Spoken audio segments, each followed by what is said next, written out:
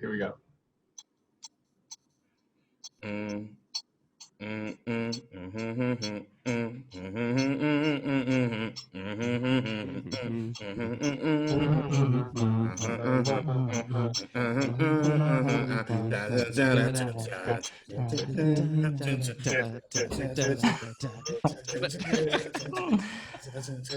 DC, we're just hoping that you listen. Welcome back to District Divided, everybody. I am Amit. I'm here with Matt, KDot, LC, and at Spencer. Spencer is back. It's been about 3 weeks, a month. How are you doing? What's changed? What's going on, man? Wow, what a month it's been. I was out on the West Coast and I just could not be bothered to be around you guys while I was just out in the beautiful sunny weather of California and Santa Barbara, California. What a place. What a place. Okay. Well, I'm glad you're well rested and stuff like that, but I got your text messages. You missed the crap out of us. It's good to see you. Good to see you again. And welcome everybody to a new episode. We are a DC sports podcast, so we're going to begin with the Washington Nationals, the first half recap of their season. It is currently the All-Star break. So we're going to give maybe a letter grade on how we feel the Washington Nationals have done so far in the season. We're then going to talk about the Washington football team. Jason Wright, team president, came out and said, hey, we're not going to be named the Warriors and we're not going to be named anything associated with Native Americans or any imagery of that sort. So we're going to talk about that. Kadeen is going to lead us through that segment. We're then going to talk about a wild week of international soccer. Copa America finished. Lionel Messi, LC's favorite player of all time, finally got it done for Argentina through Angel Di Maria, 1-0 win over there. And then the Copa America, England, they are getting blasted for who they put in the penalties shootout. 3 through 5, kids. So we're going to talk about that, see if there were any issues there. And then we got a no-hate debate. What is the best sports broadcasting day in history? Spencer believes it was a very recent day, and we're going to get into that. But first, we begin with the Washington Nationals. They are 42-47 on the year. They are fourth place in the NL East coming into the All-Star break. Now, we've had our ups, like Kyle Schwarber, for example, just being unbelievable and going on that home run streak, setting MLB records. And then we've had our downs, like very early on in the season where it looked like we were going to lose 100 games, 120 games. It just looked terrible. But Matt, I'm going to begin with you. What are your thoughts on the Washington Nationals? Nice hat, by the way. How do you think they've done so far? I would give them a solid C. I would give the players probably a B, and I would give the front office like a C-. I just don't think it's a good roster. I think this is about where I expected them to be, right hovering around 500. I don't see the playoffs really anywhere in their future. Fortunately for them, I think their records kind of been better because they've been in the worst division in baseball. And that's the only thing that's keeping them close to the playoff race. But in reality, this season where you still have 2 stars in Juan Soto, Trey Turner doing their thing, both having great seasons. You've had the surprise burst of Kyle Schwarber. And even with that, Max Scherzer still having a decent year. Even with that, they're still, in fourth place in the division, not looking good. That being said, Juan Soto is still the coolest athlete in the city. As of right now, I'd have to say he is. The home run derby was awesome, by the way. The one-on-one with Shohei Ohtani was electric. Kadeen, before we get into the home run derby, and I've got a bit of a take over there as well. What are your thoughts on the Nats so far? Just like everything in baseball, I don't pay attention until we get to playoff time, baby, which is when our Nats usually come alive. So, I'll remind everybody on that year that we did win the World Series, it did look like all hope was lost.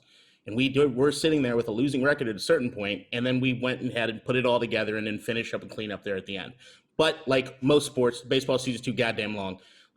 It's amazing hearing the things that you see, even when you're not necessarily paying attention in DC, as far as the Kyle Schwarber deal in his Juan Soto. It's been electric to just be in the periphery of that itself. So right now, I don't have necessarily let a grade. I still wait until the end of the year, because with the Nats, you cannot. We've always been an extremely streaky team, right? So it's like you can go on that run as far as the Nats go, and then they solid up, they clean up, do whatever it is they need to do by the end of the year. But right now, still too early for me. Okay. I want to say, so 19-31 on May 24th, back in our championship season. Matt, it looked like you wanted to respond to KDot over there. What you want to say? That's the dumbest logic I've ever heard. You do not make any changes throughout the season? Like the trade deadline's coming up. You just got to keep waiting and waiting and waiting. And then you get to the end and you don't make the playoffs. And then you just wait till the next season. As a Washington sports fan that hasn't necessarily had the suicidal thoughts that I know a Detroiter has, I have to do my own self-preservation throughout a season. So whatever the team does, I totally understand. Yeah, there's adjustments need to be made. But I'm not tuning in for every game because I'm not that guy from Detroit that sits down with the goddamn paper going through the box scores. Everybody's fucking up the back. I'm sorry. I got a life, Matt. I got a life. Tell me again about how our backup offensive line is doing for the Washington football team. Do you have a life, Kadeen? I stand corrected. All right. Anyways. Anyway, okay, great. I think basically what I'm saying is I don't think their stars have been underperforming. I think they're playing how you'd expect everyone to play for the most part. I think you're getting Strasburg back, hopefully right after the All-Star break. If he comes back and they get on a little bit of roll, I can see them maybe making a small move for a playoff push. Because as Kadeen said, it's a close division. You can get hot in September, but I don't really see it going. I think they'll continue to slide down a bit and end up being sellers at the trade deadline. Okay, well, so here's the thing about that, and I'm going to go ahead and give them a B- so far. So they were projected by many, many different sports agencies, reporters, etc., to finish in third. Right now they're fourth, and it's also incredibly tight. And they have an opportunity in front of them here to go past the Atlanta Braves, for example. Ronald Acuna, unfortunately, did tear his ACL, and that's a huge loss to them. So the Nats have an opportunity to push forward. I don't trust the Mets to continue play. They're 47-40 right now. There's everything to play for still. I think the Nats do have enough experience to make a push. The reason I give them a B- is because we were just so bad at the very beginning. We then were the hottest team in baseball, and now we sort of leveled out a bit. So we'll see how we continue here. Spencer, I noticed the Washington Nationals hat over there. What are your thoughts on the season so far? Huge Nationals fan I am. I've been to 2 games so far this season. I don't know about you guys, but Been 2. to 1. Both of them lost, so I should probably stop going because I might be cursed. You know what? I have to give them an A+, and the reason why is because they have Juan Soto on the team. Who cares what they're doing? They got the coolest guy in the city. I heard that really cool story. Did anybody else pick up on that announcer story about him being signed at 16? This is one of the coolest things I've heard. So the Nationals signed him in 2015 as a top 30 MLB prospect. And they signed him, and the announcers during the Home Run Derby were saying that that the Nationals offered him $1.5 million. They went over there to take some pictures, and they actually went into this. They described it as like this very grungy batting cage where, it was like, I don't know if BP was happening there or if it was like a machine, and they kicked players out to say, hey, we want to get some pictures of this guy. They hadn't really even y'all hear me? Is my audio? Matt, you can call that out. That's okay. And they go in and they kick these guys out and they say, hey, we want to get some pictures. And apparently other teams tried to swoop in on Juan right before, and they offered him more money, and he declined, and he wanted to sign with the Nationals because they were the first team that came calling. So he really ingrained himself in Nationals fans' minds because of that. I had never heard that story, and I thought that was really cool. The guy's awesome. He's good for 4 or 5 nut grabs a game. And he's so cool. I still think they have a playoff run chance. Looking at those teams, I agree. I think the Phillies might be the biggest underperformer right now between the Mets, Phillies, and Braves with Acuna going down. And this is their time. Second half, fittest team in the league. They're ready to go. So I give them an A. Let's see what happens. An A+ because of Juan Soto, and thank you for that story. LC, do you have a letter grade for the Washington Nationals? I just want to say I was not grabbing before it was cool. So please, give me some recognition too. I have no letter grade. I also don't know, like Kadeen, until other people are getting excited, I'm like, oh, should I be excited about this? Because I haven't been watching baseball. It's a little too slow for me. But I do agree that the season being that long, for me, the thing is that you have so many opportunities to correct the course, right? Like if you do start to get better, it's not like in soccer, if you get better the last couple months, you get 6 games maybe. It's that's not a lot. But in baseball, if you get better, in a few months, you are playing so many games that your record can actually change drastically. So I would think if they do make some changes, like taking the All-Star break and actually doing something about it and not just watching the All-Star game, they could turn it around, but it's just so long. It's just at this point, it's you don't know where you're gonna be. Oh, okay. Well, that's totally fine because it is all about who peaks at the very end of the season. And the Washington Nationals know how to do that. But I want to move on real quick because I want to talk about the home run derby and shout out, not Pete Alonso, who won it. Did you guys see the home run derby? You see any bit of it? Saw most of the Shohei, saw Pete Alonso go off for 35 home runs. And Okay, I cool. saw some of the clips. That's about it. Okay, so shout out Dave Joust, the pitcher for Pete Alonso, because that dude was incredible. That was one of the greatest performances I've ever seen from a pitcher in a home run derby. That dude was a machine. If you gave Juan Soto, Dave Joust, or however it's pronounced, Soto's the champion. Soto was dealing with a horrible pitcher, still managed to beat Ohtani, which was impressive. The walk-off, the swing-off, where he hit 3 home runs was badass. And then Ohtani just hits a line drive with his very first one, and that's it. But Dave Joss, you, sir, are the MVP of the home run derby. Pete Alonso has you to thank. It's ridiculous. I didn't realize, too, they said that was Ohtani. He hadn't hit batting practice, on the field all year. He just hits out of the cage, underneath it. So maybe a little different for him. Well, it also, I think it also contributed to some of his fatigue because he doesn't take that batting practice. He looked gassed after that first round, and then he had to go again and still managed to keep up with Soto. He's electric. But what a smile, man. That guy, you want to talk about the coolest athlete in the world right now, I think it's got to be Ohtani. He's so freaking cool. He is amazing. I mean, the reincarnation of Babe Ruth. Absolutely awesome guy. But again, shout out Dave Joust. You are amazing. You are absolutely amazing. You stole the show in the home run derby. That's enough of this. Let's go ahead and talk about the Washington football team. KDot, lead us through this. All right. So as the Washington has been doing this whole rebrand behind the whole whatever's happening with Dan Snyder and Tony Snyder and all that crap, we know there's ESPN, actually Sports Illustrated had a hell of an article today, which went through the timeline of what's happened in Washington ever since basically the drafting or the firing of Jay Gruden. Even a little bit before that, the drafting of Dwayne Haskins, just seeing where this franchise has come. But one of the biggest things as far as fans go is trying to figure out what the hell is the team name going to be. So as you alluded to, Amit, Jason Wright has come out, and he basically, they've been releasing these videos on Instagram and I think on Facebook, maybe they have them on YouTube, where they've been going behind the scenes as far as the entire plan and process of trying to figure out the new name. They're showing interviews with some people from some Native American groups that are still fans and trying to figure all this out. And he said very firmly that they are not using any sort of Native American imagery or anything that has to do with the name that could still be relevant to that at all. They still want to keep the colors as far as the burgundy and gold, but it's opened up a lot of people's eyes as far as what it is that the new team name is going to be. Everybody has basically their favorites nowadays. Everybody's been on Twitter, they're liking polls, doing this, that, and the other. There was the list of team names that the team sent out to some of the season ticket holders earlier this year. Everybody had a different list.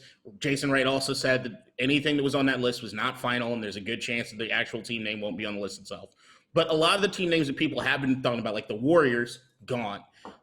Even my favorite going into probably this week was the Red Wolves. And the Red Wolves is looking like it might be dead too. The red being in the name itself, not to mention there was a comic book character named Captain Red Wolf, if I'm not mistaken, and he said some problematic things in the past, and he was a Native American comic book character. So I did want to open up to you guys as far as these names go. Look, the last thing I want to see is a repeat of the Washington Wizards. Worst goddamn team name in maybe all of sports. What do you guys think the team name should be, or what direction at least do you think the team name should go in? I would start with Matt, but I don't like him. Spencer, start it off for me. I appreciate that. I don't really like Matt either. My thinking of this is just in general, I don't really know. I haven't been here long enough to say that I have a direct, thing that we should move in. My general thinking is I think team names are kind of silly in general, and that we've already kind of pushed the limit of what name is going to be where, how many high school teams are the Miners or the Trojans, and it's kind of just ridiculous and repetitive. I kind of like the way that a lot of soccer programs do it, where it is just the Washington football team. I think that's pretty good, just like Barcelona or Manchester City. It's kind of cool. Although at the same time, part of me thinks let's just make it into a joke. At the same time, like I like the potato skins. Yeah, that's great. Or like if you want to, and the first, I'll say this: the first team to do it. The first team to do a real meme name, the DC crypto miners, they're going to win over the internet. Everyone's going to just freak out. They'll become the team of the internet. People are like, oh, we're the team of this. No, they'll be the team of the internet. Everyone's going to just meme the hell out of it. It'll be huge for them. They should just go for it and just throw caution to the wind, fire it up, and just become a meme team. That's the way to go. I hate the Kadena idea is of a meme sick. team. Kadena and Amit are sick to their stomach right now.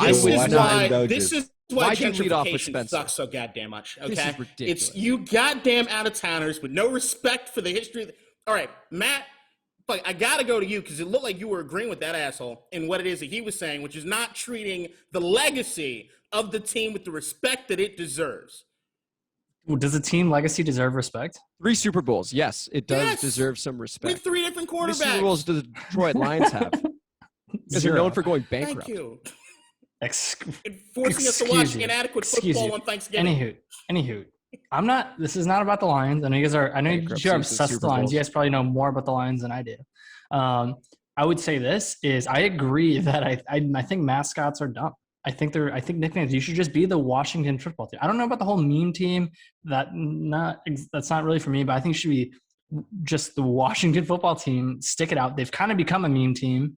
I don't think you can force it, Spencer. But I just think that's the best way to go. What do you need?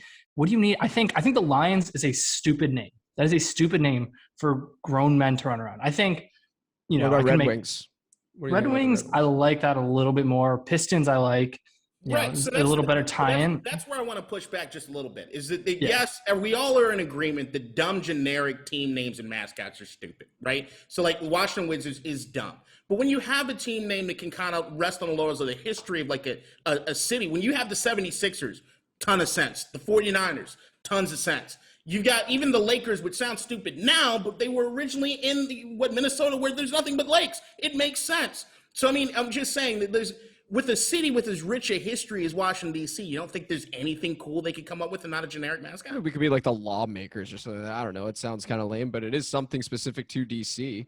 But I still sort of just enjoy like whatever nickname. It doesn't matter to me. We could be the Washington Stallions. I really don't care. So long as the football team's good, that's all that matters. Now, now here's the thing. If we win the Super Bowl this year, which very real possibility, Taylor Heineke's looking fantastic in camp. I agree. If we win the Super Bowl this year, we are the Washington football team. You do not change. You cannot change the name. Can't change it at that point. Surely. Agreed. Yeah. It's there. Now, what do you? So the Washington football team, that's staying the name itself. I will say, while I wasn't a fan of it at first, we've gone this long with it, and it doesn't really bother me as much. I don't like that people in the industry don't know what to put on the TV screen. Do not call them the football team. You call them Washington. You fucking idiots. Like it's just. That aspect of it, I think people are still trying to get their bearings on. But Elsie, what are you thinking? Well, first of all, yes, I agree. I saw that on TV. Somebody was calling like the football team. Like they're not the football team. They're the Washington. Like the unique identifier is not football. It's Washington. You idiots. Second, if it was for Spencer's joke name, I would say the Washington Doges because the coin would go fucking to the moon, and then all of us who are in it could just buy it before. We could all make money. They name it, and then we sell them all, and the pockets goes off the roof too. Anyway, but I do think that the name should play a little bit with the city itself. So like, the Dodgers was not a real suggestion. So I would like to say something about like either capital, or it could be something like I was mentioning like something with law or like Congress, but that's just so lame. I do think the president's race is pretty fun. Like I mean that's a cute little like in the nationals, like that's fun, but it's like you can't make too much like intimidation with a mascot that's about like slow bill passing. Like that's not gonna work. Yeah, I mean, but my thing is, what mascot truly is like? Oh shit, we're playing the like insert here. It really, I know it's just a name. No, it's true. Like no mascot, you look at them, you're like, oh, this team must be good because it's for the Bulldogs. kids. Like fair. It's for the kids, right? You know, But- like that's but ultimately what it's for. I don't think Yeah. we truly care what it's called. I think that's a lot more I- like growing up. It was cool. but I was think- like, oh man, the wait, Cardinals. but- Like that's a cool. Hold thing. on, but one more thing, because I do think that it will be more important for the Washington football team to do this, because like the stadium is not even in the capital. Like you need to like tie the team to like the city somehow, because otherwise it's like they're the Washington team, but like they don't play here, and it's like okay, like you need to make people in DC also feel like okay, it's our team even But more. KDot, I with think, the but name. I think we're going to. I think we're going to once this name is yeah. changed. I think the plan is to move it back into DC. I don't know wants if it'll that. be in DC itself. I just don't. I honestly, the more I look at it, the more just difficult I think it'll be back in the district Where do you itself. put But it? I think you're going to see it closer to the city itself at least. I still Okay. think you got to look at Virginia as a really, really big contender for getting this football team, especially when you look at the amount of season ticket holders that reside there compared to Maryland or even in the district itself. Yo, put it next to Key Right. Bridge. That'd be dope. You just Oh, literally God, drive that'd be past Key dope. Bridge and all of a Just sudden it's literally right there. make the city undrivable. I got Yeah, it. love it. Where are you gonna put it next to Key Bridge? What you would put We're in a thinking Roslyn? outside the Roslyn? box here. We can't. Yeah, I take like down. that. Take down 25 buildings. Yeah. I will say that I will say one thing with the team name before everything we'll wrap up and go see to it another from like a topic. memorial.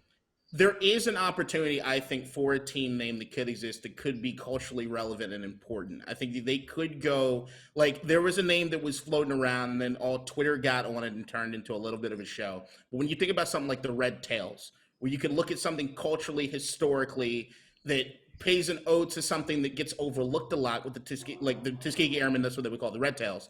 Not to mention, I do believe, if I'm not mistaken, the Red Tails or something like that was the name of a helicopter squadron that was out of Andrews Air Force Base, which ties it local not only to cultural significance, but something local. I think you have an opportunity to do something there. I even think when you hear things to talk about like the Hogs, which go back to the laurels of the Washington legacy, to me that then you hear takes on it, the War Hogs or the Warthogs, which Pentagon, military, DC, like there are some ways in which you could do this and make it fun, but also gain some cultural significance behind the team name, especially when you have an organization that's doing everything in their power to leave their past behind when it comes to problematic shit and bringing on this legacy that we should be proud of, or any parts of it that we can be proud of going forward into the future. I just want to say also, I am not against removing any mascots. I don't know. I'm not saying that. I think for the kids, the mascots are great. I mean, Gritty, what a great mascot. I mean, the Flyers and Gritty, I mean, just fantastic. Always have a mascot. I'm just saying the actual, but the mascot doesn't often reflect the actual character, right? I mean, is there a lion running around? There wasn't a Washington mascot. I mean, the closest you get to a Washington mascot was the African American gentleman that we went by Chief Z. Right. Problematic looking back on it, but he was definitely the guy that showed up and was dressed in the headdress for every game. But he wasn't an official mascot. I mean, even the Hogettes, the guys that used to have the pig snouts and wear the dresses, not an official mascot by the team. So you're really looking at an organization that's never really had a mascot. Yeah. No, that's fair. But you know what? You got me thinking, Kadeen. We went Washington Pentagon shapeshifters. For some reason, I really like that. That sounds Washington like shapeshifters. you sound like you Bad. probably had wizards Like on the Ditto? shot list. Better than the bad. Doges or Did whatever you- meme that Spencer. Did you send those in just, like, wizards as a already- pick when you were a kid to the basketball team? No, Yes. I didn't. Yes. No, I Yep, didn't. You guys went in on me shapeshifters- last week. I don't need this Shapeshifters is shit bad. again. Shapeshifters is bad. That's just bad. That's bad. What's Admit better, it. Admit football it. team or shapeshifters? Football team. Football I team. agree. I agree. Wow, you gave up on that quick. Yeah. Do we have a team that's the Washington Monuments? Monuments? No. We don't. We got the Monumental Network, Monumental Sports Network. But we don't I have a would say team. I wouldn't mind us I do leaning wanna into the say- Sentinels and just getting Keanu Reeves to do shit for us. Oh like, yeah, you know what? like- Actually, that's my vote. Washington Sentinels. Let's just bring that back. Bring Shane Falco in. Who is Oh, Taylor you Heineke? already Played said by Taylor Heineke You already right said now. shapeshifters. I moved off I it. do want to say Sentinels is great. with Kadeen's point about making it culturally relevant, like, so I didn't know what you mentioned about the Red Tails, and that's the other thing is that like if you name it something, you know that for a year, maybe two, everyone will be explaining why this name. So it's like it's a teachable moment, right? Like it's an opportunity for people to learn about something that they didn't know. Because like if I don't know this about the Red Tails and the name is now the Red Tails, every broadcaster, is going to be like, and the Washington Red Tails, which are named this because X, Y, and Z. Like you're going to share that story by naming them that. So that's a really good point. I think that could be such a change from what they're coming from. I think that's the other opportunity, and that's one of the reasons I was big on red wolves. Is that you're talking an endangered species? They used to be indigenous to this general area a very, very long time ago, but it's something that let's bring back something that we can actually have a conversation or discussion about. Like that to me speaks of a good name, not well, goddamn, that name is stupid. It's, hey, why are they called that? And then you have a discussion and maybe learn something about the history of the franchise and what the team means to the area. What do you guys think? Why don't we go around? We each give one name, and that is what we think it should be, just for the time being. What are your thoughts? Do we just do that? No, I'm saying formal Washington football team. What he wants is to change his vote from shapeshifters to something else. That's what he's proposing. Get it officially on the board is not shapeshifters. I got it. My official vote: Washington football team. Leave it. I like it. It's unique. Set a new precedent. I'm going Sentinels. I liked Sentinels because of the movie The Replacements. I think it's awesome. Welcome. Thank you. I'm still going to hold out hope for the Red Wolves, even though I think it's dead. They showed an actual picture of a red wolf on the last video that Washington put out, which I think is the death knell. They're not going to show us anything that they're actually considering. I like Sentinels as well, actually. That has a lot, Sentinels, they guard the Tomb of the Unknown Soldier. There's a lot of connection there. I didn't even think about, I love that movie, but didn't even think about it. That's a great name. I think we beat Dallas at the end too. I think from a marketing perspective, the monuments could really work. Like you could just make so much shit, like just so many little things to sell. Like the mascots were already like, they're done, they're designed. You don't got to make them. What would the mascot be? Just pick all of the enormous pencil. Put a dude with a hat, and the hat is the actual monument. Like I'm actually now thinking about all the penis Photoshop. Oh yeah, yeah. Oh yeah, and there's your meme, and you're the internet team. Boom. There you go. You won the did it. internet. You accomplished everything. Washington Monuments would do it. I said marketing. I said from a marketing The perspective. Washington meme team. Not the dream team. But the meme team. Speaking of not the dream team, Team USA. Did you guys catch that? Oh, yeah. Yeah, they'll be fine. They'll be fine. I'm not concerned. I'm It's way too concerned. early on. You're concerned? Okay. They've lost 2 exhibition games in the last 30 years. They've won 2. They've lost 2. Yeah, I know. They're 54-2. 54-2. Real quick, dollar bet. USA wins gold, since you're concerned. I think this year has been crazy enough. I'll take the dollar bet that we do not win gold this year. I really got a bad feeling about this. Okay. Care to double that up? Who are you talking to? I can lose $2. I mean, the dollar. Hold on my dollar bet standings. Does this count as 2 against or 1 against? So and that's actually a good point. I've been counting everything as 1 against. I need to go back and see and multiply it basically by the number of losses people, per. Yeah, but I'll take both. I'll take both. I just think that there are some teams with enough NBA talent that if the Team USA is not clicking on all cylinders, not to mention when the finals is over, some of these guys are going to hop over there too. I don't know. It just, to me, it just doesn't, unless they have some come to Jesus thing. And I'm trying to look at who's in that locker room that could really pull those guys together like that. I don't know. Bradley Beal. All right, cool. Well, anyway, let's move on. And now let's talk about international soccer. Elsie, we got to begin with you. Argentina finally win Copa America. Yep. Rep it. And Lionel Messi gets the monkey off his back. Angel Di Maria scored in the first half against Brazil over here. Yeah. Yeah, another monkey off the back. And it was an epic victory. The moment they won, Messi on his knees, everything. Elsie, what were your thoughts on the victory? What are your thoughts on Messi? Go ahead. Floor is yours. So, of course, I mean, you may know this, but not everyone knows this. Like, I've always been quite critical of Messi to the actual GOAT, Diego Armando Maradona. Like, that's a discussion we're not going to get into because I will get aggressive. Here, the question was, can Messi cement his legacy in the national team? He has a legacy in international soccer forever. He has won everything you can imagine with Barcelona. He has been the best player in the world for, 15 years straight. Like, he's been absolutely incredible. The question was, could he do that with the national team? And the last title Argentina had won before this last weekend was in 1993. I was 2 years old. I have no idea what the fuck happened. Like, I don't remember anything. I don't think my brother does. My father maybe. So we hadn't seen, like, a generation, 2 generations of people hadn't seen Argentina champion. Like, we didn't know what it was to win a title with them. The closest thing was the 2008 Olympics gold medal, which was like, they're under 23. Like, it's kind of weird. Like, I guess you celebrate, but it's not a major title. So for us, it was also just such a just such a relief to be like, oh, finally we won something. It's not the precious World Cup, we all know that, but this was the Copa America, which is important, and it was against Brazil, which makes it 100 times better. Like if we had won that against Colombia, like great, whatever. We won it against Brazil in Brazil. I really wish there was public there. I would have loved to see 70,000 Brazilians crying, like we did in 2014. That would have been better, but it's okay. We can't ask for everything. I do think that for Messi, it's the happiest day of his life. He has 3 kids. I'm sorry, this is better for him. Like he was so ecstatic. You could see how much pressure he was relieving. I mean, he's 34. He's been asked to bring a title since he was 20, pretty unfairly. And so, he finally did it. He can now say everyone can shut up. And now the question is, can he continue and give us the absolute biggest dream, which is a World Cup? But for him, defining moment. Well, I wanted to ask you about that because now that the monkey is off the back, what do you think of Argentina's chances in the World Cup?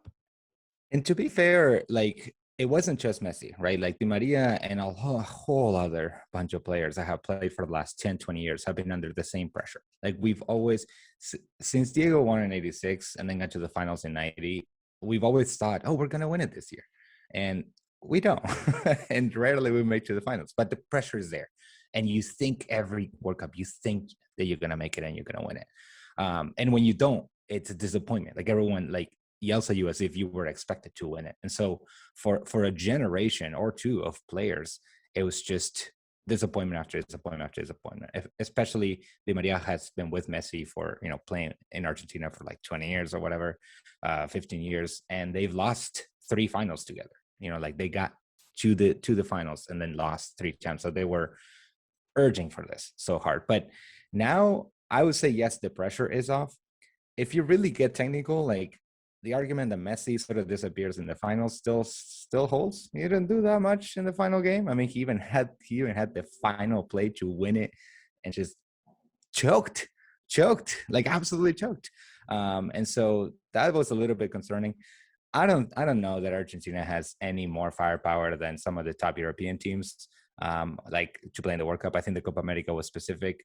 We weren't that challenged until the finals. Like, let's be honest. I mean, Colombia was hard to beat, but all the other games were much simpler for Argentina. So I think once we get into the World Cup stage and play some of these top Europe teams, which I know we'll talk about in a second, I don't think we have enough. I think that Messi's, absolute like leadership on the field at some point sort of runs away against a team that's a well-oiled machine, like Germany, like Italy, like in some cases England.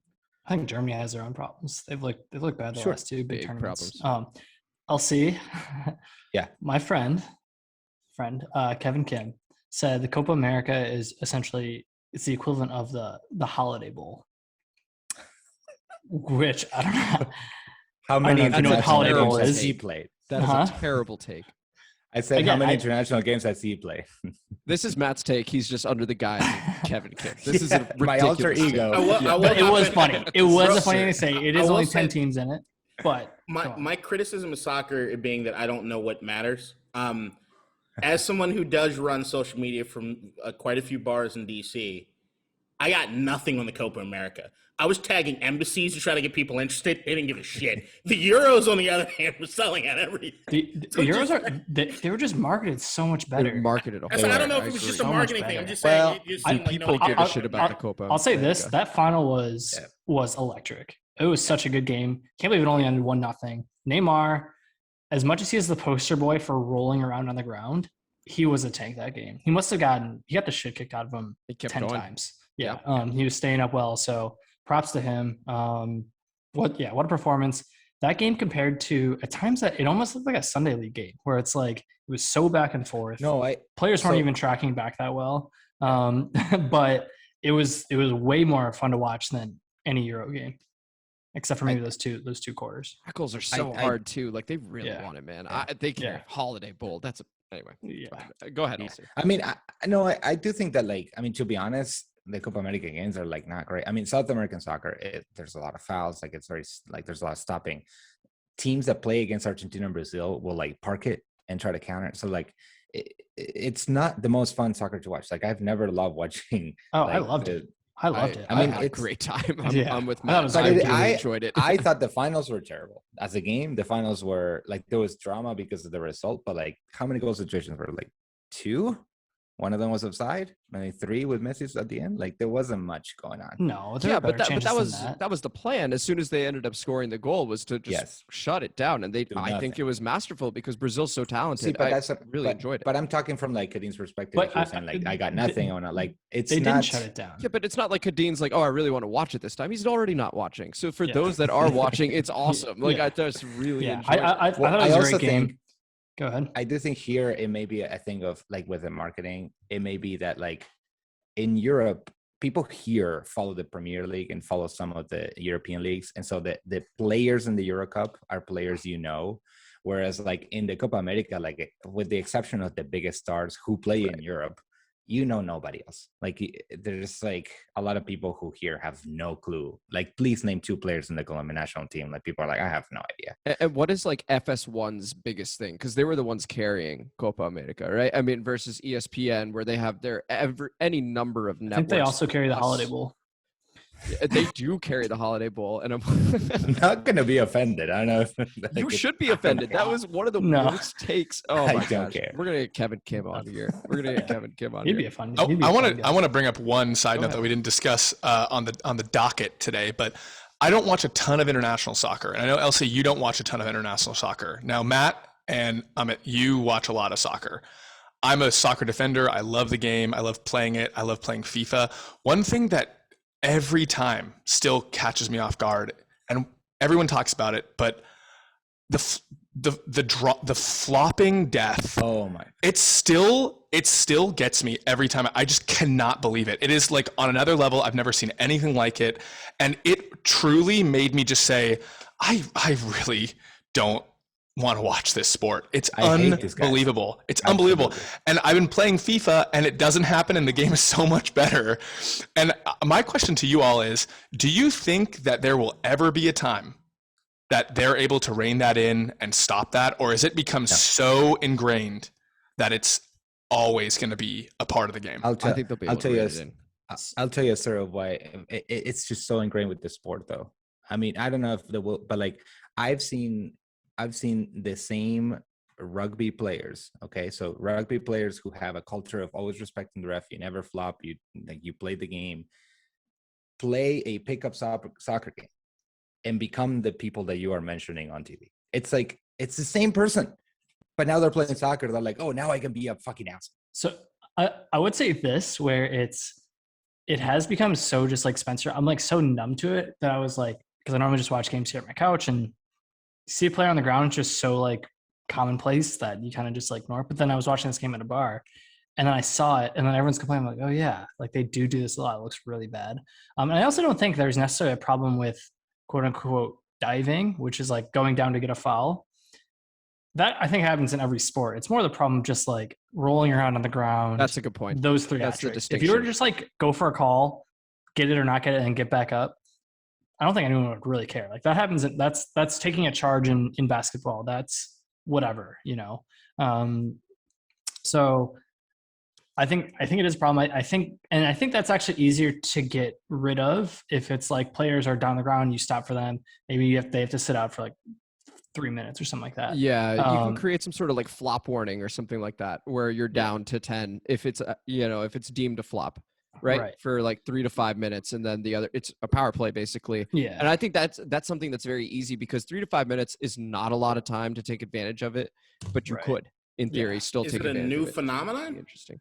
Flopping? No, it's been around for a while. Yeah. It's been around for a while, but now But that VAR is in there, like you can find ways to it- be able to start It enforcing. seems to have gotten worse in the last 15 That's the thing years, is like though. they I haven't agree. seemed to address it, right? Like it felt Well, like let it no. run amok. If you watch think- old games, it didn't happen this much. I would say again, I think diving has been part of the game for a long time, but like the rolling around on the ground is new generation. That is Exactly. latest. And last- isn't it also men? I feel like watching the Women's World Cup, you don't see the death spirals.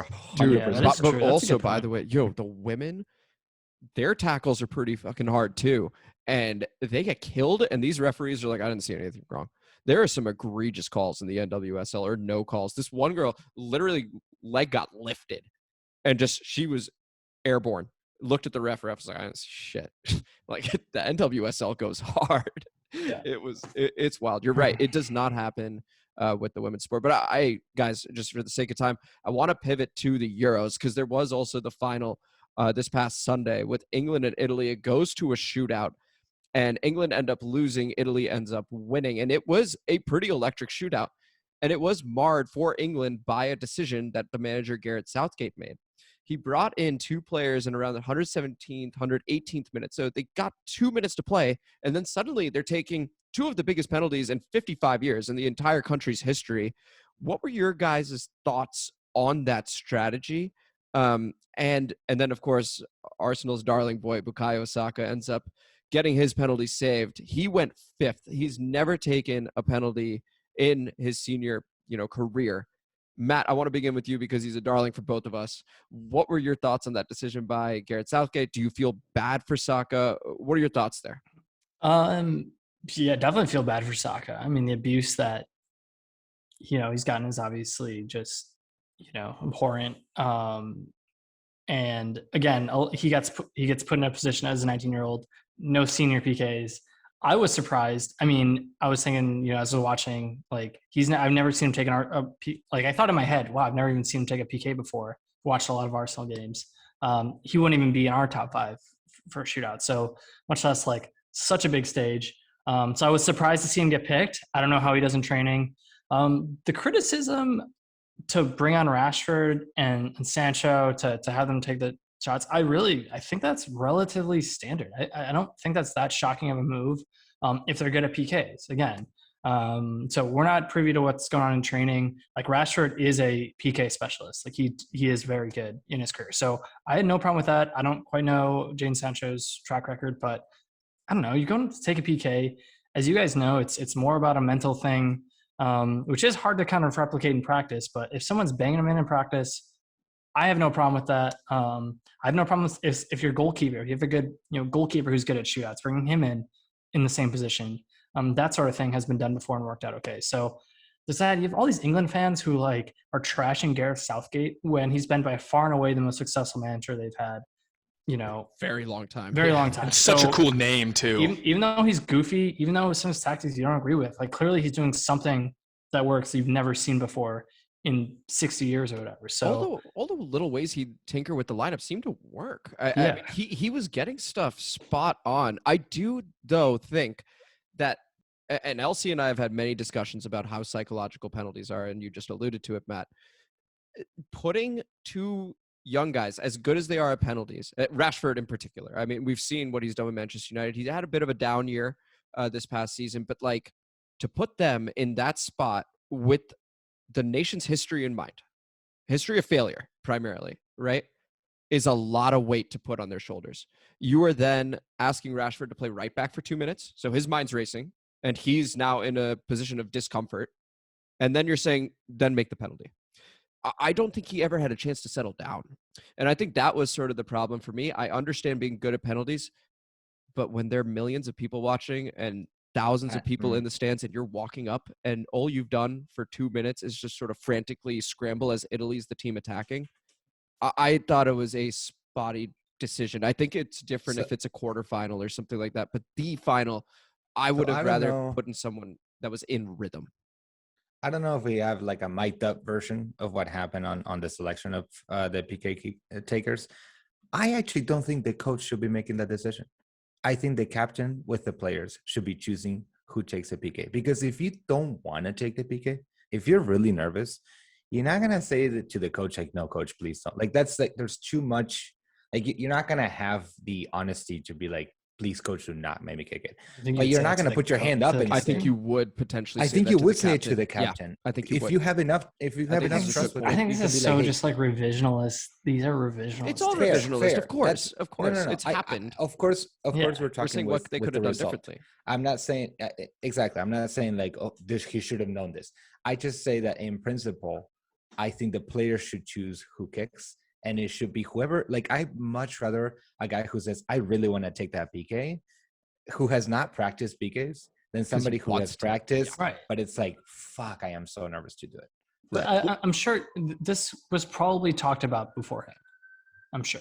Yes, it probably was. But then once you're in the moment, it's so different, right? You can plan for it all you want, but once you're in that moment with thousands of people in a stadium, with the nation watching and holding its breath for a 19-year-old boy shooting fifth, I don't care how well he shot it. Yes. You don't put him fifth. I agree with that. Talked about it. I agree with that. It should have been Harry Kane fifth. Yeah, well, and that was the thing too, is that game flow and emotional flow plays a critical component of this. And I think that the other thing too is you have defenders that play the entire game. They felt that build up, that emotion of playing. I feel like I would rather have a defender that has been in that game flow, felt the teammates around him, been in that physical space, already heard the crowd chanting, to step up and take that, than putting any one of those three, especially when they're inexperienced, especially when they're young. And I'll give you an example of this is even, I'll never forget in the 2009 NBA playoffs. This wasn't even in a situation as crazy as what happened with these finals. But do you all remember that Jameer Nelson goes down, they bring in Rafer Alston, skipped by Lou, and he had an incredible playoff run. And he was old. No one really thought that he was going to make an impact. And then Jameer Nelson comes back, and they throw Jameer Nelson in, even though that he's an all-star caliber player. They throw him back in cold, and they end up losing in that finals to the Lakers. And that was a 7-game series. This is a similar situation of you're putting cold guys in. They're great offensive players, and then you're saying good luck and shoot it. You could see it in their eyes. Harry Kane stepped up, and you could see he's going to bury it. And every one of those guys. Maguire hit it up for 90. And this isn't to say, just to be clear, Rashford's not a bad penalty taker. He's hit very clutch ones in his career. I just think giving him 2 minutes in that spot, that's the biggest game of his career, arguably, because it's for England. I have a question. Let's say you're an NBA coach and there's 1 second left and you're down 3. Are you going to bring in Big Shot Bob? Here we go. You're an idiot, Matt. Now we're going to talk about this. Are you going to bring in like your power forward who can't shoot threes? Are you going to keep him in the game just because he's been in the game? Or are you going to bring in a guy who's like your 10th player off the bench? That's a different in the NBA all the time. No. Your big man been let's say you have a 10th guy who hasn't been in all game.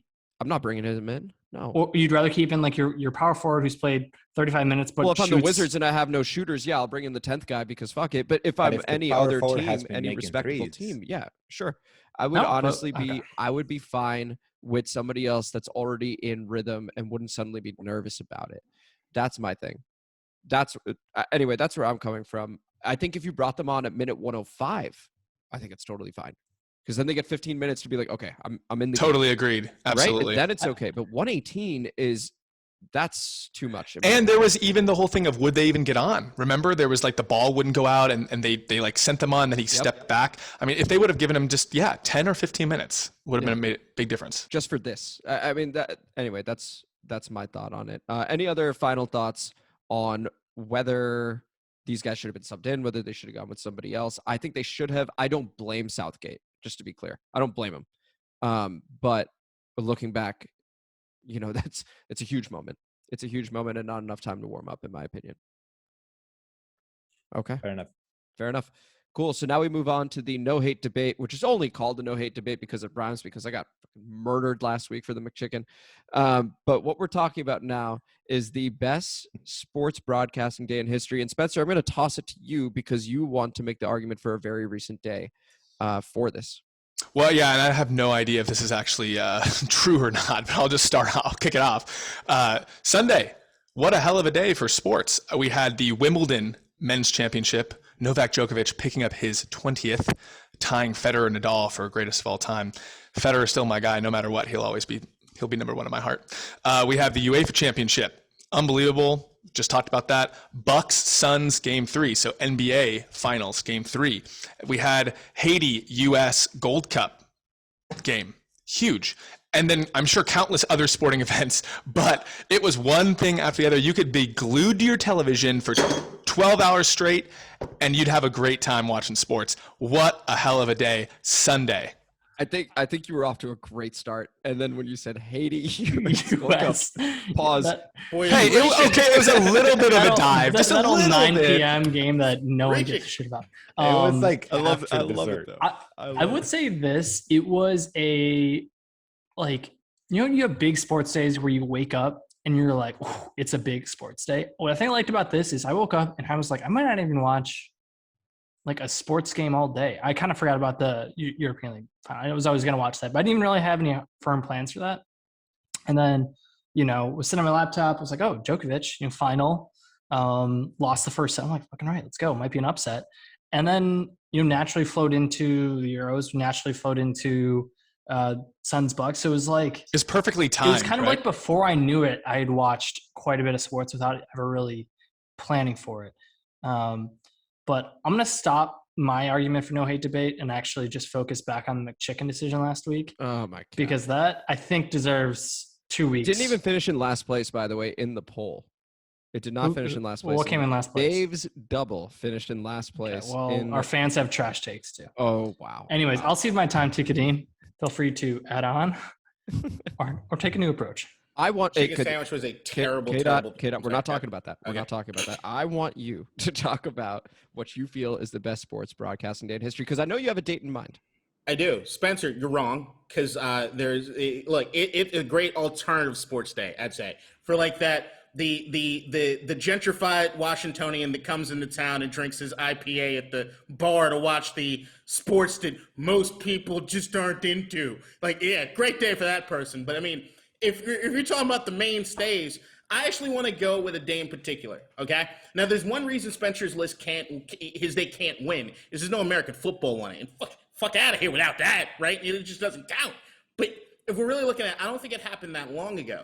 Now, there is something I don't know if you guys are familiar with, which is called the sports equinox, which is right around September. So this happened a few times since 2000, where you have all the confluence of all these different sporting events, big-time American sports. So you have baseball, basketball, football, all of them happening at the same time. Last year, October 11th, 2020, I just want to go down this roster of shit that happened on that day, okay? So it was a Sunday, not that long ago. Now, you got to remember, back in 2020, which seems like forever ago, seems like yesterday, we just can't even keep track of time anymore. We were starving for anything, right? Like, you're in your house, just fucking losing your shit, and you need something to get you by. And I'm telling you, this day did get us by. As far as Sundays go, if you're a Washington football team fan, that was the Alex Smith comeback day, baby. Now, we didn't win that game, but to see Alex Smith triumphantly return to the sport, like, it was scary, but it was a hell of a thing to watch on TV. Not to mention, we got Dallas wins on a field goal kick as time expires. Russ Wilson and DK Metcalf as time is expiring against Minnesota. You had the Raiders upset the Chiefs in a 40-32 shootout. You had the ACLS, Tampa Bay Rays beat Houston in game 1. Fuck those cheating bastards. We love seeing Tampa beat them, right? Beyond that, the Lakers beat the Heat to win the championship that day. France and Portugal, if you want your soccer action, UEFA was showing that shit. I don't even know what channel. I just know it was on the TV roster. Rafael Nadal beat Djokovic in a French Open. Kim Se-young won her first PGA Women's Championship. This is all happening on one day. Not to mention NASCAR. Playoff series, baby. They started the race in the rain that day. It was a rainy night. Don't act like you gave a fuck about that race. I'm actually a fairly big NASCAR fan, so watch yourself. All Whoa. right. That was out of left field. I feel like I knew that. No, I feel like he's Actually, He loves trucks and stuff. The first like NASCAR race I ever watched front to back was the race in 2001 where Dale Earnhardt died. And I used to stand up, and actually I was in ROTC and stuff. I used to stand up, take my hat off, and do the Pledge of Allegiance by myself in my fucking living room. Like, it was a big show. Everything changed for NASCAR for me. But you can't beat that roster. That's a hell of a Everything day. you want is there, and it didn't happen that long ago. And I remember when that day happened, being really scared about the Alex Smith thing, but realizing I had watched some special shit go down. Yeah, I mean, it's very hard to argue against that day. Also because COVID shifted the timelines for a lot of the sports. So it ended up being such that the sports equinox wasn't just a regular season game. We're talking about the finals, right? The NBA finals happening that day. We're talking about baseball. I mean, that's a lot. That definitely is a lot. And I also like that you threw in the tennis in there as well as the LPGA. It's just really, really well done, Kadeem. That's solid research right there, Matt. And I just also like to mention, chicken sandwiches suck ass. All right, you know what? Worst sports day. I didn't even think it was that good. It was nice on that day that you could have, you could have NBA and baseball finals, whatever, or baseball playoffs same day, which will never happen again. So great day. I would say typically in a non-COVID year, I would say I would go for a similar time range. I'm more of a college football guy, so I would pick a Saturday, and like the ideal time frame would be maybe like an October day where it's like, maybe like a big EPL game at the 7:30 game. Maybe Arsenal play the 10 o'clock game that leads into maybe a crappy 12 o'clock college football game. Michigan's playing 3:30, and then like a big game at 8 p.m. Where I'm like out at a bar watching, Alabama, LSU or something like that. I would say that's my dream, where I kind of wake up, a little bit of Prem, transition to college football, and then maybe like a baseball playoff game going on. I would actually, so I like that idea. I'm going to piggyback off that. I love New Year's Day. New Year's Eve, you're out, you're having a good time, you have your drinks, you're hungover the next day. There always seems to be Premier League action that day. And of course, you have the college football semifinal. You have the college football playoff. And I think that is epic. It's not always New Year's Day. When it is, the semis are always on New Year's, or are New not Year's on New Year's Eve. Day. They're not on New Year's Day. No, it's been on New Year's Day before. Dollar bet.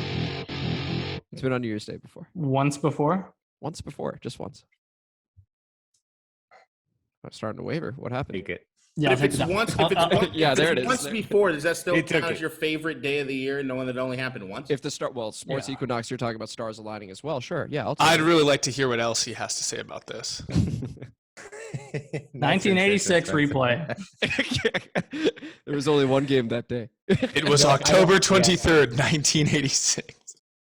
Yeah, in the stadium, in el Estadio Azteca. No, I do think back to, it doesn't have to be a date. For me, it was more like the feeling. I remember when I was a kid, and the World Cup would happen with my winter break. So in Argentina, obviously winter is like in the middle of the year. And I just remember the feeling of waking up and knowing that for the next 2 weeks, I'm going to watch 3 games a day, and I'm just going to sit in the couch and do that, and then play my Game Boy and then watch the game. And just like, it was 3 days, it was 3 weeks, 2 weeks of nothing except for just that. And I loved it. So for me, it's a nostalgic feeling of like that feeling that there's no homework, there's no work, you can just watch fucking Slovakia play against Austria, and you're just gonna watch it anyway because you're awake and it's the World Cup, and you pretend to care about Group H. And so for me, it was that feeling that I would say was the best sort of broadcasting for me. It was like there's World Cup all day long. Just listen to the World Cup song 100 times, and I remember that feeling, and I want that back. Also, I don't know if anyone got mentioned it, but for first day of March Madness, that first Thursday. I was going to say that would have been my other one if this New Year's Day thing isn't true. There's something very special about that day of just elimination basketball from start to finish, and then you get to do it all over again on the Friday. That is a very special day. I absolutely love that. I'm going to say that like Sundays in divisional NFL playoffs are usually pretty good. I don't want like NFC or AFC. I don't want the conference championships. There's not enough games on. But if you give me 2 or 3 games of like some significance in the NFL, that's why I love the NFL. There's not that many games, so you got to make them count, right? And it just turns into this all day, especially nowadays on a regular season day. Sometimes they got 2 teams playing in London. You wake up early for that. You barely care about those teams, but whatever, you got some early football, you're eating breakfast. Then you go into, all right, who's getting snacks and food for the game? And you're all day, back to back. I love a good Sunday in the fall. Real quick. 2015, 2016, 2018, 2019, all New Year's Day. Piece of shit. Oof. That's almost $4. Hope you enjoyed that. Now, Kadeen, are you a one game at a time, or are you a red zone guy? It depends on what's happening. If my team is playing, I am locked into that game. If you are with me and you decide you want to change the channel on commercial, I might bitch slap you. Like, you are keeping it on that game. I'm watching that game.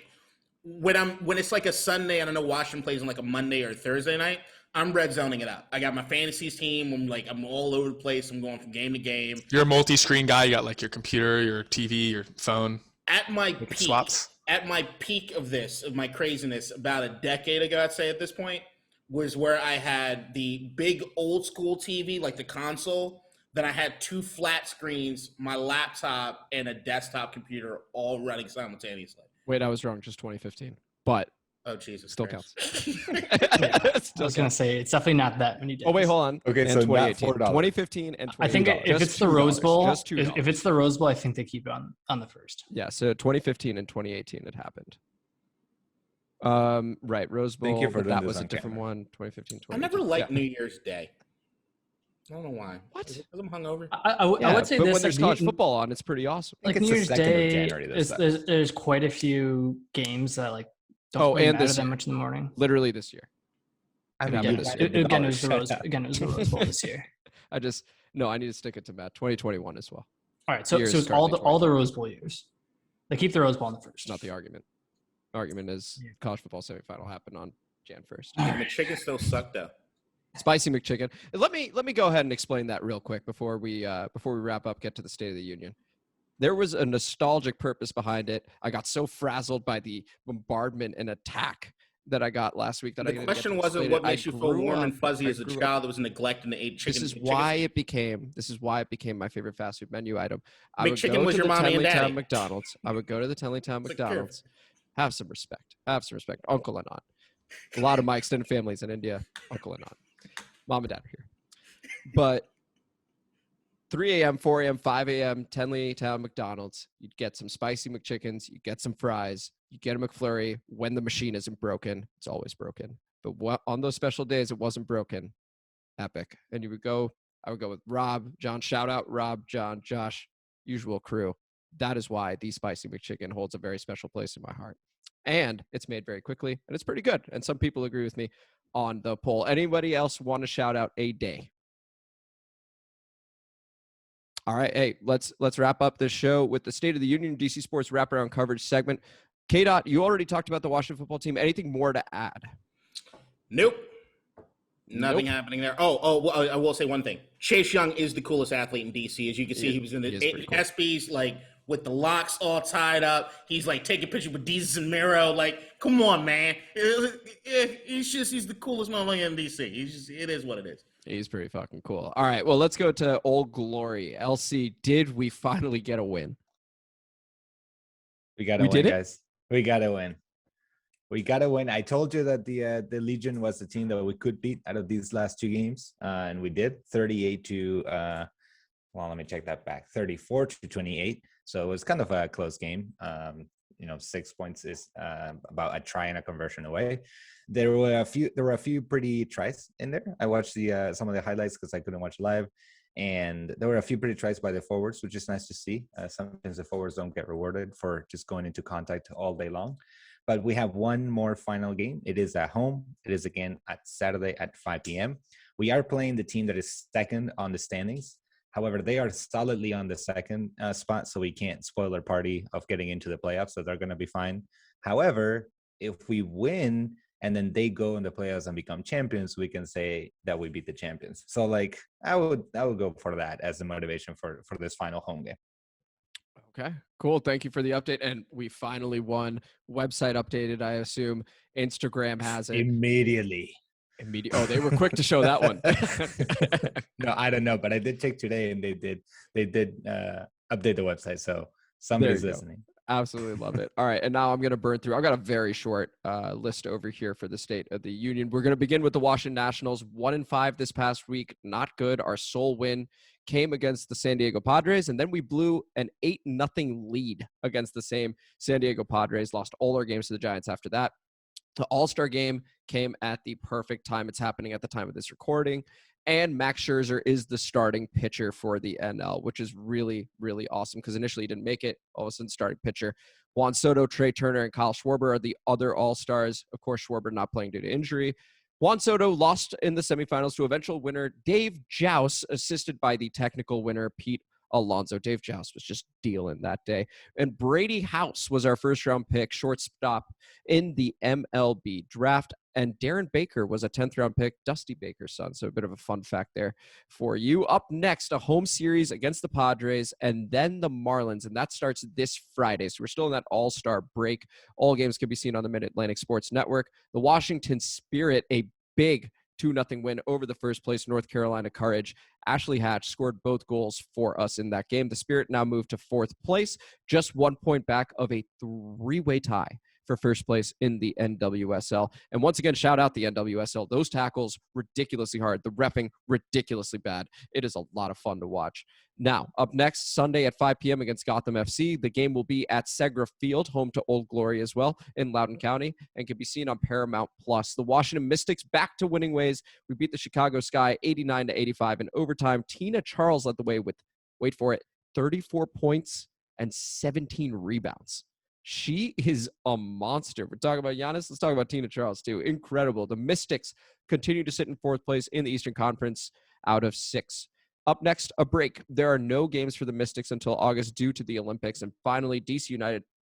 I said they had no games. They actually had a couple exhibition games. So no MLS games to report, but they had a couple exhibition games, both against Costa Rican side El de Alajuelense. And both were 1-0 wins. We won what's called the Capital Cup. First time we have ever done that. Congrats to DC United for winning a cup we just made up. And up next, Saturday at the Philadelphia Union at 7:30 p.m. The game can be seen on NBC Sports Washington and DCUnited.com. That's where you can stream it. And that's going to conclude today's episode. This is District Divided. Thank you all for listening. DC Sports Podcast. Next week, we're going to talk about the Olympics. We'll see if there are any DC athletes going, and we'll talk about Team USA. We made the dollar bet, Kadeen, with the gold medal for Team USA. Matt's in there too. And once again, this is Matt. That's KDot. That's LC. And that's Spencer, fresh from vacation. He's still smiling, still happy, blowing kisses. You all have a great rest of your Wednesday. Take care. Giannis, bully him. Bully him. Get 8 out of the game. Y'all can still win this thing.